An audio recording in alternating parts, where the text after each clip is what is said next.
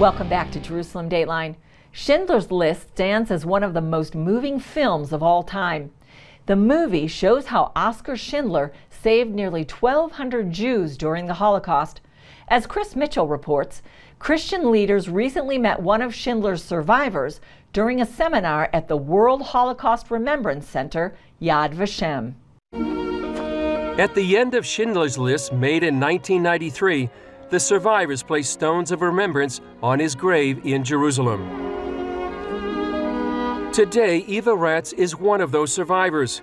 As a young child in 1945, she was numbered 201 on Schindler's List.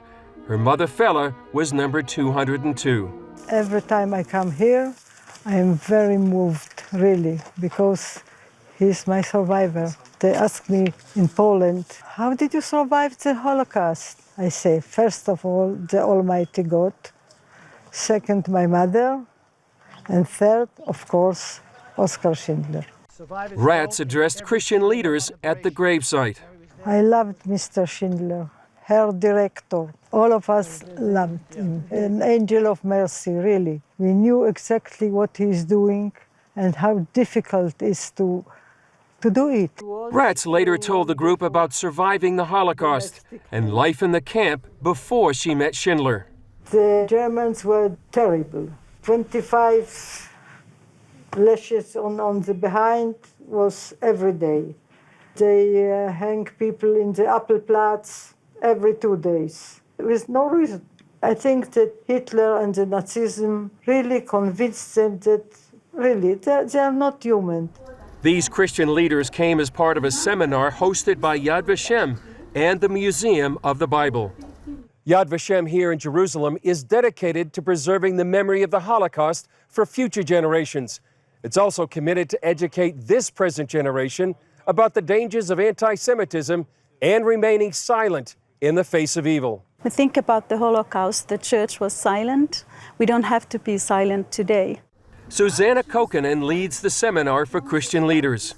This seminar is for Christian leaders to learn about anti-Semitism, the Holocaust, and Israel today. When we think about anti-Semitism, we used to think about it in the past, but now in the past few years we have seen how much it's rising all over the world. So we understand that suddenly this topic is very urgent, and it's really important for church leaders to understand what's happening. The 10-day seminar had a deep impact on the visiting Christian leaders. I would say this seminar has been a life-changing experience. It has been a stretch spiritually, intellectually, emotionally. It has really impacted my view of the history of the Jewish people. To be here in the land, to meet the people, to meet the survivors, it's been quite a moving experience. Pastor Josh Phillips plans to take home a new passion. A love for Israel and the Jewish people that I didn't know I had, I didn't know I needed, but a desire to be a partner and an advocate for Israel, for the Jewish people. Yet Kokkonen believes much of the church is still silent. I see the silence of the church. We are silent about anti-Semitism. Most of us don't really feel that it touches us. We might say that it's awful, it's terrible, it's wrong, but we don't need to take any concrete steps. And that same conspiracy of silence also exists with regard to persecution of the Christians. Today we're in the same boat, Christians and Jews. More Christians are being murdered every day than Jews throughout the Middle East and other places. We need each other. There is a clash of civilizations. Yad Vashem's Ephraim K. sees world events forging a bond between Jews and Christians. We both have to work together because this is something that affects us all. And we have to know what the dangers are in fundamentalist, radical, extremist Islam. Evil cannot be overlooked, especially after the Holocaust. Andy sees the value of these seminars. When we come in contact with these evangelical pastors, it gives us hope. Israelis, as Jews living here in the Middle East, we're in a tough neighborhood.